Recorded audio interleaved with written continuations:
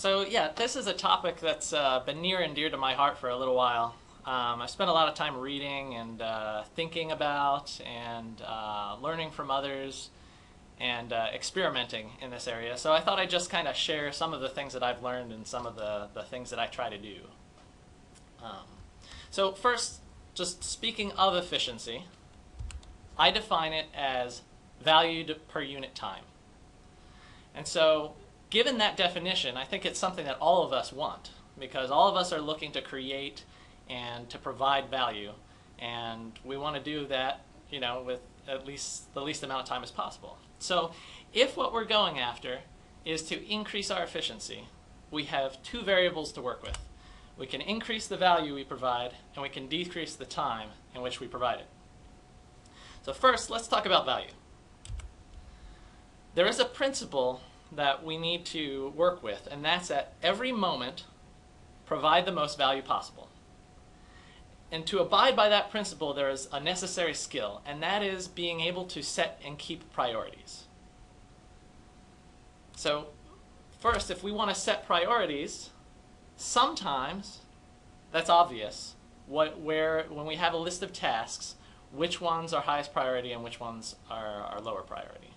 But sometimes it's not. And so I try to use a technique that a friend of mine always went by, and that's the gut check. It's very scientific, but basically when you're looking at a list of tasks, which one is kind of stressing you out? Which one is, do you feel provides the most risk, or you'll get the most bang for the buck if you knock that one out? Go do that. That's the highest priority. But sometimes when we look at that, our gut isn't even helping us. And so we're still like, I don't know which one of these things is highest priority.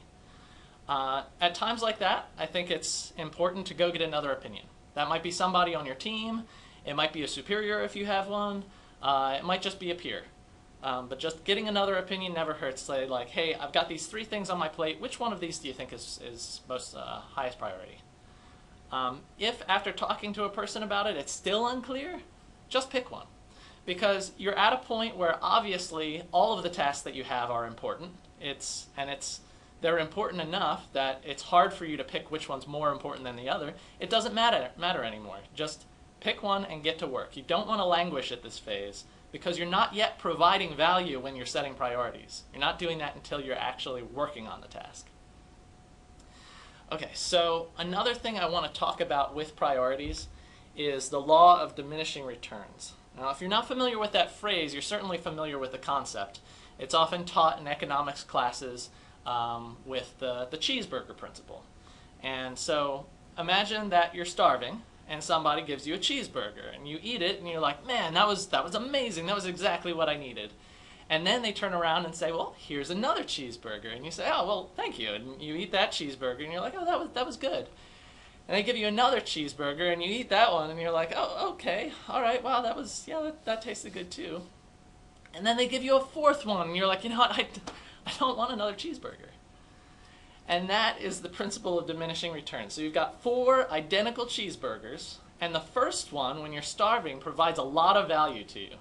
The second one provides a little bit less, the third one much less, and then the 4th one provides no value to you at all. You say, no thank you, I don't want it. It's not valuable. The law of diminishing returns plays directly into something that's called the Pareto principle, which you've probably heard of as the 80-20 rule. It says that, hey, 20% of the things that you do, or let's flip it, 80% of the value you provide comes from 20% of the things that you do. And then the flip side of that is saying, 80% of what you do only brings 20% of value. And this is all based off of that law of diminishing returns, that when you're working on something, you get the highest bang for the buck up front when you put in that first 20% of the work, and then after that, you're getting diminishing returns. All right, so keep that concept in mind, diminishing returns and the 80-20 rule. And then I want to talk about perfectionism. Perfectionism is a virtue. However, it's not an end in itself. Perfectionism is a virtue insofar as it leads one to create value. If perfectionism becomes an end in itself, it can get in the way. So let me just illustrate that with an example. So let's imagine that we've gotten very good at determining priorities, and so we've got this somewhat contrived example, but we can tell we've got these 3 tasks, and we know how much value each one will bring. The first one 90, then 50, then 10, and all 3 of them are going to take 10 hours to complete. Well, so it's probably pretty clear at this point that we should start with task 1. It's the highest priority task. And so we start working at it, and after about 2 hours on the task, meaning we're 20% into it, we have earned 72 of the value points. We've done 80% of that value. That means 18 remain. Now at this point we could just keep going on task 1, but we have to remember that here, if we take stock of the tasks again, that now task 1 is worth 18 value points, and task 2 is still worth 50. So looking at that, task 2 provides more value than continuing on task 1. So it might be a good strategy to switch over to task 2 and work on that one. And so you work on that one for 2 hours, and you've earned 40 of the value points, and 10 remain. So now this is the situation. Task 1's 18, task 2 10, and task 3 10. This, I think, is a good news for those of us who are perfectionists, because what we want to do is we don't want to stop a task until it's perfect. And that is a virtue. You don't want to leave anything unperfect. So why this is good news is because it means there is a time to return to that task and to improve what you've already done, to provide even more value over what you've done. But it might mean that you need to move on to other tasks first and then come back. And then oftentimes, with our busy schedules, something has to fall off the end of the table. There comes a time when you just have to turn something in. One of our favorite sayings in graduate school was that dissertations are never actually finished, they're only surrendered. And that's basically how all of our work done. We never get to the 100% point. We have to provide as much value as possible, and then a deadline comes. So that's why perfectionism can be an enemy if it keeps you on task 1 when there are other higher priority things to be working on. Okay, so we've been talking about value, we've been talking about priority. I think I'd be remiss if at this point we didn't also talk about deadlines. So deadlines are actually an orthogonal issue to priorities.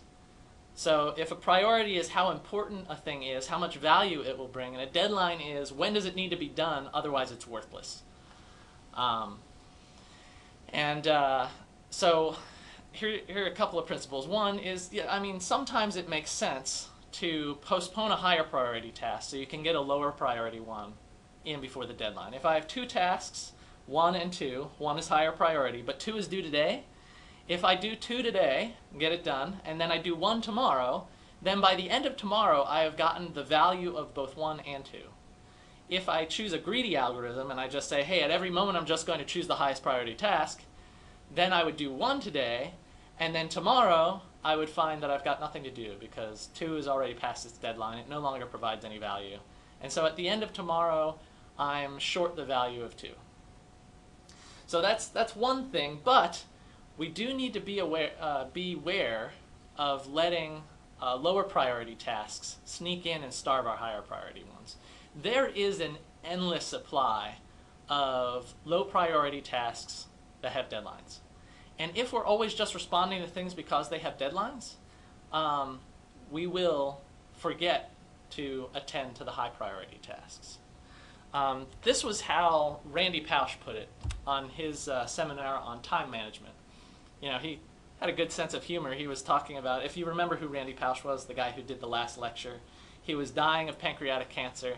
He had a few months to live, and he gave this great lecture about what was important in life.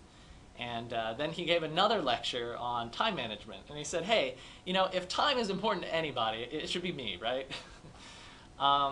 And so this is what he said was very important, was that we take all the tasks in our life, and we have those 2 orthogonal issues, priority and deadline. Let's arrange those on a grid and say, hey, we've got high priority tasks and low priority tasks, things that have a deadline and things that don't. And let's just write all of our tasks in these 4 blocks. Now, it's probably clear to all of us that we should start with the high priority tasks that have deadlines.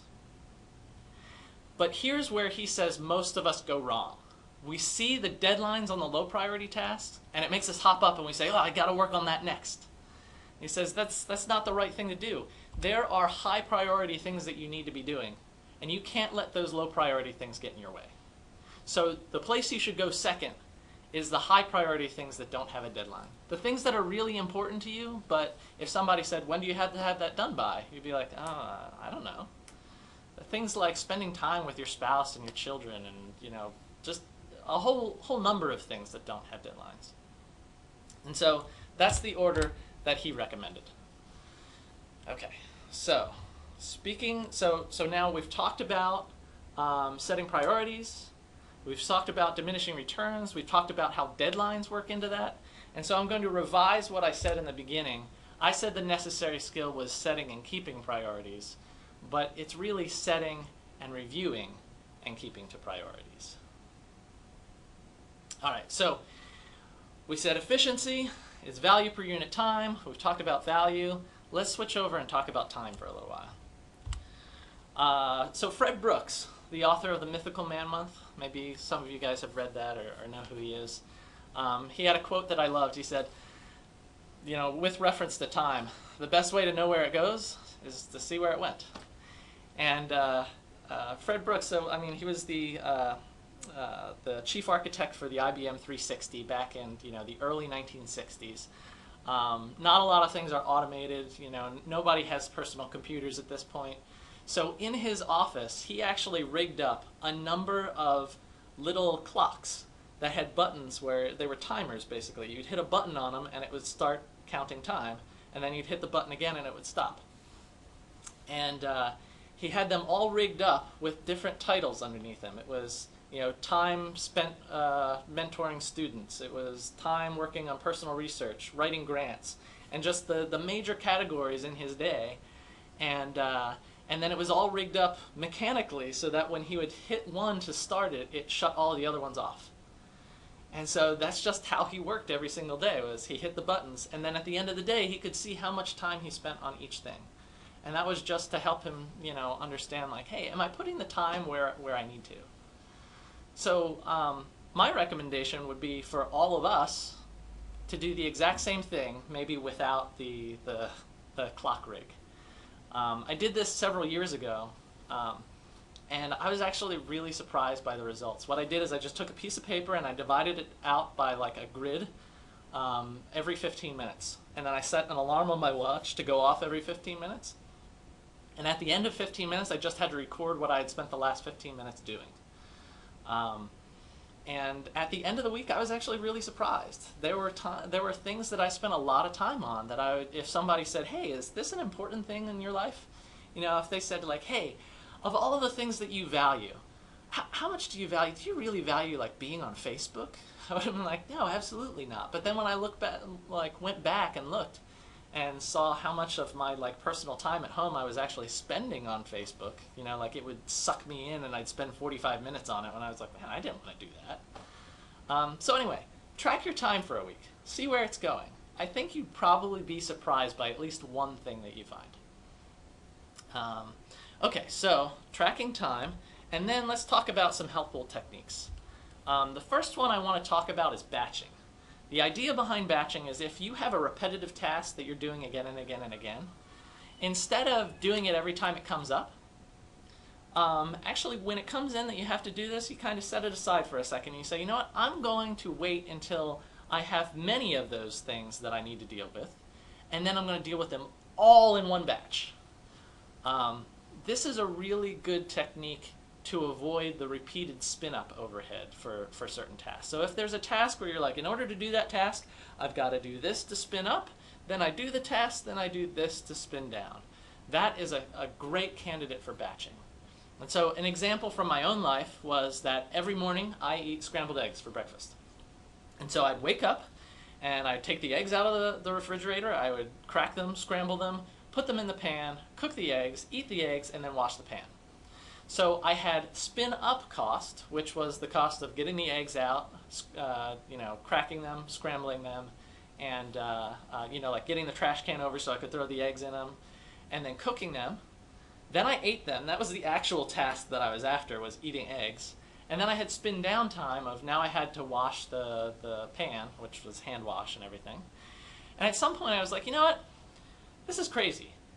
At the beginning of the week, I could make 7 batches of eggs, and then all I would have to do is, like, I move the trash can over, I get the eggs out, I crack them, and I scramble 7 eggs. It takes a little bit longer than scrambling 1 day's worth. And then I cook them, which takes a little bit longer than cooking 1 day's worth, but not 7 times as long. And then I had all of the food ready, and then I only washed the pan once.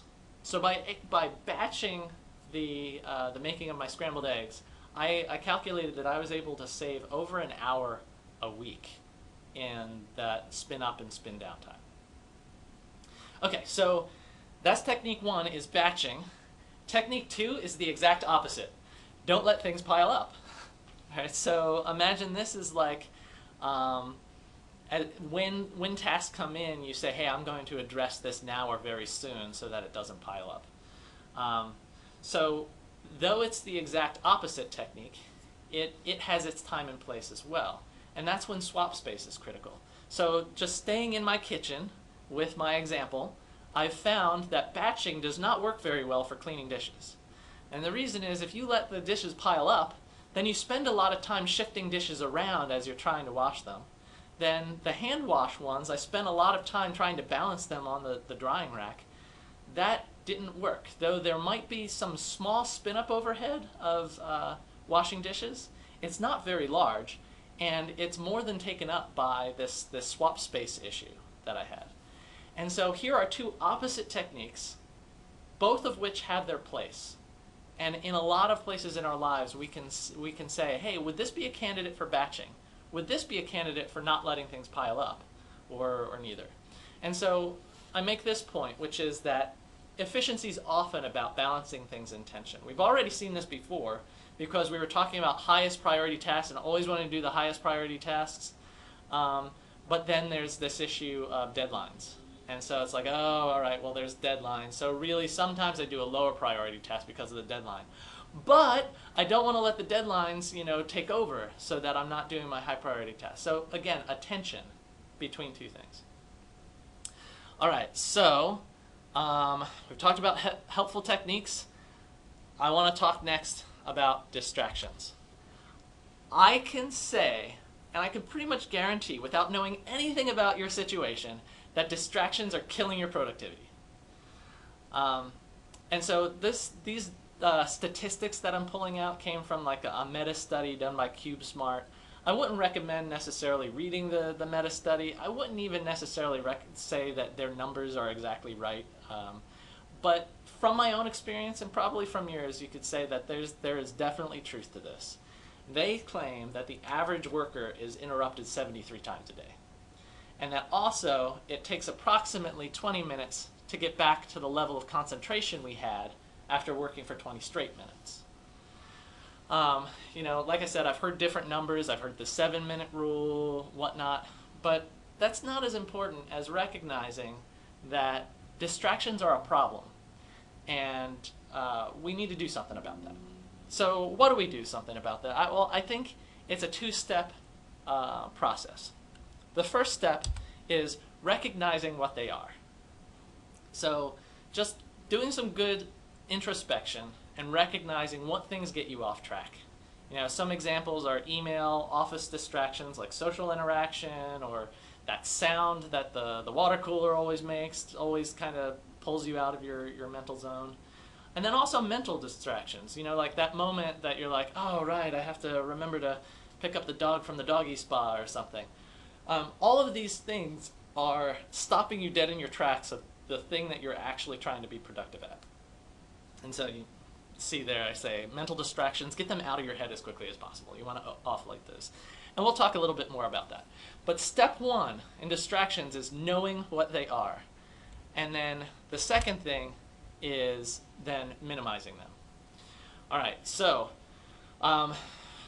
we talked about batching, right? Batching was good for when there was a spin up and a spin down time. And then we talked about this distraction, and it takes you 7 to 20 minutes to spin back up to that level of concentration. That is a perfect candidate for batching. So once you've recognized your distractions, think to yourself, is there a way that I could batch these? So one example is email. You know, if you're responding to email every time they come in, then you're incurring that spin-up cost of getting back to the task that you're really trying to work at. And so, you know, you might think about saying like, okay, well, what if I just said, I'm going to wait until there's already a transition point between what I'm doing, so maybe after a meeting or at the end of the day, and that's when I'm going to sit down and I'm going to process the entire batch of email that's come in. You can do the same thing with a coworker who needs your help. You know, if somebody says, hey, can you help me with this? You can kind of say like, hey, when do you need that by? And would it be okay if we did that after lunch? Would it be okay if we did that first thing tomorrow morning? You know, as the situation is appropriate. So here, we talked about things in tension. We talked about balancing things. This is one that is critical for balance, and that's the art of still being reachable. Part of your value comes from being reachable by your team. I guarantee if you were not able to be reached at all, you would be much less valuable to your team than you are right now. So you need to balance the minimizing the distractions and keeping them from happening and batching them to being available to your team members. And so this might be a process of just kind of you getting good at sorting them between things that need to be handled now and things that don't, and then also encouraging your team members to do the same kind of sorting. And encourage them to use asynchronous ways to reach you when they don't need your response right away. So it's like, hey, at some point I need this from Eric. Email would be a great option. I know that within a few hours he's going to be processing his email in a batch, and he'll get to it, and he'll get it to me by the time that I need it. But then there are certain things that is like, I need to know this now. And so there need to be ways to get you in emergencies. And IM is my favorite. I think it's a good way to just get to somebody right away. Okay, so we've talked about distractions and how they're a time killer. Here's another one. Getting stuck. I mean, this happens to all of us. You have that moment when you hit a problem and you're just like, I don't know what to do about that. And so I recommend a plan, like a plan of attack for when this happens. It's, you know, because one thing you could do is just sit at your computer screen and hope that inspiration will strike. And I don't think that's a good plan. So here's my plan. 1, Google. Probably, whatever the problem is, whether it's code related or otherwise related, other people have encountered the problem. And so there's a lot of wisdom out on the internet. Spend just a little bit of time Googling, see if you can find somebody else who has the problem and a solution. If that doesn't work, set the alarm on your watch, give yourself 5 or 10 minutes, and sit down and brainstorm. And what I mean by brainstorm, when brainstorming is properly done, you are not spending any time thinking about whether an idea is a good idea or not. You are trying to think of all of the ideas that you can possibly think of. And you're writing them on a whiteboard or on a piece of paper or something. And the goal is to get every good and bad and terrible and more than terrible idea down on paper. And then at the end, you can look at it and say, are any of these ideas good? If so, you've got something to work with. You've got something to try out. If after that you've got nothing, it's time to take a break. Go to the bathroom, go for a walk, something. I can't tell you how many times inspiration hits when something like that, you know, like when it's break time, when you're like, well, I've had enough of that and I just need to do something else. That's when the idea comes up. Okay, so if you take a break, you come back, still stuck, it's time to get another pair of eyes on the problem. You need to get somebody else's help. So that's kind of like a 4-step plan for, man, I'm stuck. Okay, so we talked about value, how we can increase value. We talked about time, how we can decrease the amount of time we're taking. So let's talk a little bit about things that influence both value and time. And 3 particular that I'm thinking of: managing your energy level, investments, and a hack. Okay, so managing your energy level. There's this concept of flow out there. And generally, the way to think about flow is, I'm sure all of you have experienced, like you've had a day or an hour when you're on fire. You're just getting a lot done, you're excited, you're full of energy, and just things are going really, really well. Just boom, boom, boom, boom, boom, getting things done. And then I'm sure you've all also had a day or an hour where just like the mental function seems sluggish. You're not getting anywhere with anything. You're like, man, I don't even know if I've done anything valuable for the last hour, and it's just not going anywhere. And probably like on those times when you're really in what they call that state of flow, you're that high energy, you're getting 10 times or more done than in those other days, in those other times or hours. So what you want to be able to do is have control over when those times come. So instead of just saying like, well, I wonder if I'll be in a state of flow today, or I wonder if I'll have a down day, gain mastery over being able to create that state. So in order to do that, let's first talk about physiology. People are not in the state of flow when they haven't had a good night's sleep, and they haven't been eating well, and they're just not feeling well. It's just like flow almost never happens then. So physiology is probably the number one thing that we need to care for when we want to be in a state of flow. We need to get enough sleep. We need to be eating healthy. We need to get some exercise. And then once you have that, you have this like fertile ground for flow. We need to talk a little bit about the idea inside of sports and sports psychology and see how that can influence flow.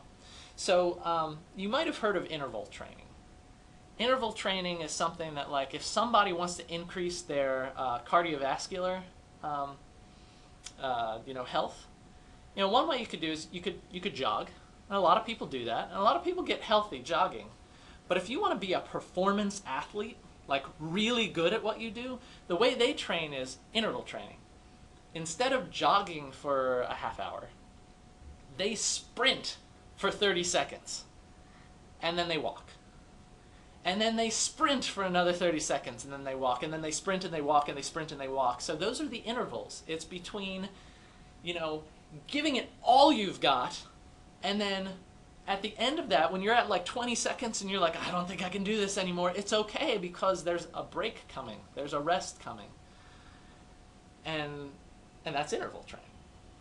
And so sports psychologists have actually recognized that it's not just about the physiology, but that also the mental game benefits from this kind of interval training. Sprinting and then stopping, sprinting and then stopping.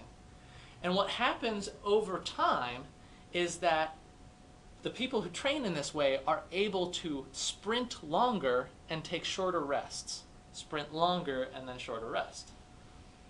Well, I think the same is true. Just like it works for sports psychology, it works for any other kind of psychology too, that we can have short bursts of very productive time and then take a little break. And then short burst, take a little break.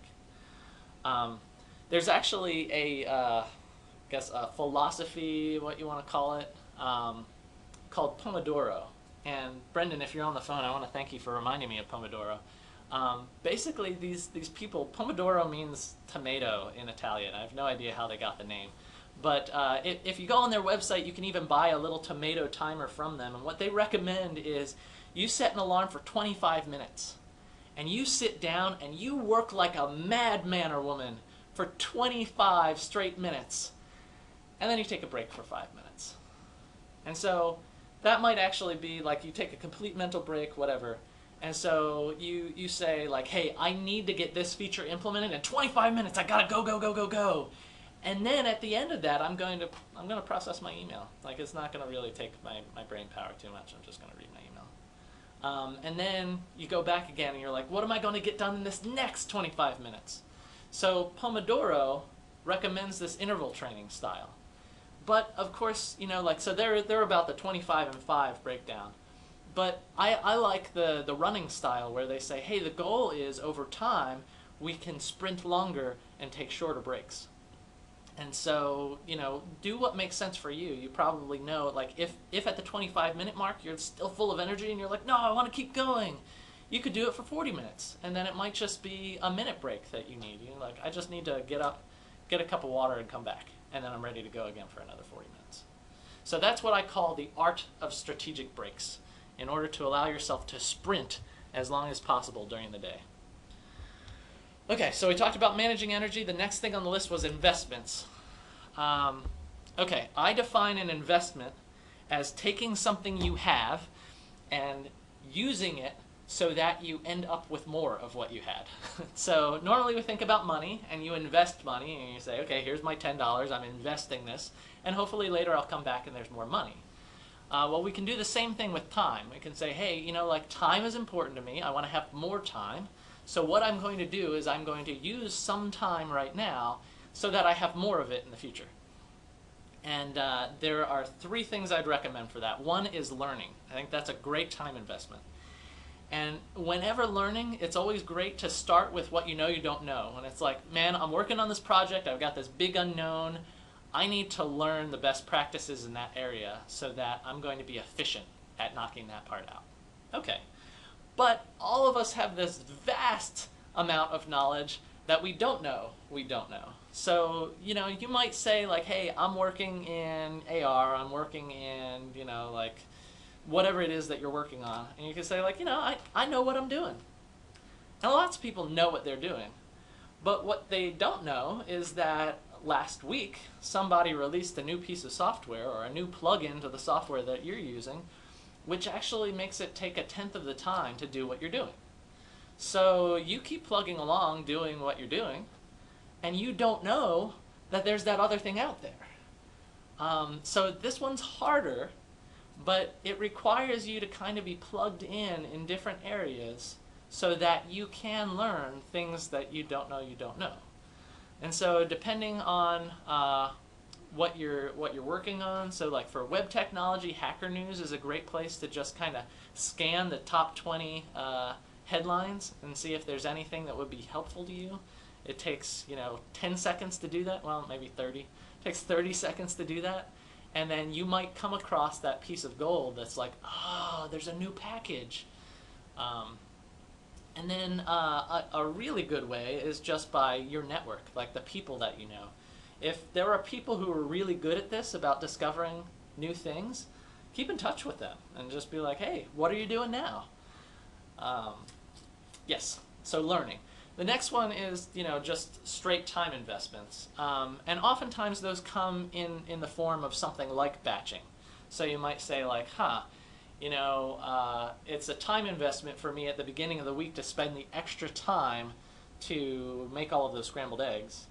And then it becomes an investment over the course of the week when at the end of the week I had an extra hour. So that's one example, and you might start thinking to yourself, after you have charted your time for the week, like we suggested at the beginning, and you're seeing how you're spending your time, think to yourself, well, is there something I could do to reduce the amount of time I'm spending in one of these areas? And then the third piece of advice is experiment. So there are so many times when I'm like, would it be faster if I did things this way? I don't know. And I just keep doing what I'm doing. But more and more what I've been trying to do is when that thought pops into my head and I say, I don't know, well, why don't I try it? And so I've been doing all sorts of crazy things. Like the people around here in the office, they realized at one point that I started parking in a different place. And they were like, why are you parking over there now? I was like, well, because I timed myself coming in parking at different places in the parking lot. And it turns out I can shave 30 seconds off of the beginning and the end of the day if I park over here instead of over there. It's like, okay, everybody looks at me funny when I say that, but if you do that over and over and over again about a whole bunch of different things in your life, 30 seconds and then 5 minutes here and then 15 minutes there and then an hour over there, you'll find yourself with a heck of a lot more time, meaning you're spending less time, meaning you're more efficient, and now you can spend that other time providing value again, and that's where efficiency comes from. So, okay, so we talked about managing your energy, we talked about investments, and now want to talk about a hack. And this actually came from many years ago, having a friend he was telling me, he was like, you know, like I have this crazy messy apartment. And he's like, I've been working for weeks trying to get things cleaned up. You know, like I went to the kitchen and I put all the dishes away, and then I went into the other room and like I moved some stuff away and I vacuumed, and I've been working at this literally for weeks. And he's like, and then I had somebody who was coming over to my apartment and I was embarrassed, and in the course of 20 minutes I cleaned the entire thing up. And he was like, sure, I mean, it wasn't pretty. Like, I threw dirty laundry in, you know, my cabinet with my dishes and stuff like that. And it was kind of all over the place. But I realized that, oh my gosh, it didn't have to take nearly as long as I had just, you know, accepted that it would. And so that led him, and then in turn me, to continue to ask this question in everyday life of just when you're working on a task and you don't have a pressing deadline, pretend that you do. Just say like, oh my gosh, if I had to get this done in the next half hour, what would I do differently? And sometimes that can spark a little idea that can become an experiment and then a time investment. So that's the hack that I will offer you. Okay, so managing your energy, investments, a hack, and then just to bring it all home, I just give you my take on kind of a process that I use throughout the day to kind of tie a bunch of these things together. And this is heavily influenced by Getting Things Done and Inbox Zero, if you're familiar with either of those things. Okay, so that first bullet point there. So there's something about the Jewish culture that I love, and that is that they consider that a day begins at sundown. And so, you know, like when they talk about Hanukkah being 8 days and 8 nights, you know, like Hanukkah begins at sundown. You know, all of the holidays start at sundown because the day starts at sundown. And I think that's a great thing for all of us to kind of internalize, is that a day, and making sure that a day goes well, actually starts the night before. We've already talked about getting enough sleep, but just preparing for the day and knowing what you're going to do is also an important step. So, what I propose is an hour before you go home tonight, look at your calendar for the next day. Put things on your to-do list from it. And then, you know, note deadlines and whatnot. And then process all of your email. Let's see. Yes. Okay. So that is an hour before you go home. And then, pop-up tests. Yeah, okay. Then, throughout the day, yeah, okay. This is a little bit disjointed. Okay, so that's what you're doing before the end of the day, right? And then you've got pop-up tests throughout the day. When somebody asks you if you can do something, you ask, when do you need this done? If it's super critical, you leave yourself a note about what you're doing, what you're in the middle of, so that you can kind of minimize some of that spin-up task again when you come back, when you're like, okay, now what was I doing? So before you leave the task, you leave yourself a note so that future you can read that note and be like, ah, yes, that's what I was doing. So if it's super critical, you leave yourself a note and then you attend to the thing that popped up. Otherwise, you have like a Word document or something sitting around where you record that to-do item. So somebody says, hey, I need you to do something, and they say, yeah, it needs to be done by tomorrow. You're like, okay, all right, great. I'm going to put this in this Word document. And that's where you record that to-do item. If you remember way back, I was talking about mental distractions, that thing that pops into your head and says, oh yeah, I need to pick up the dog from the doggy spa. You don't want that rattling around in your head because it's taking up space, it's taking up mental resources. So you need to get that out into the document.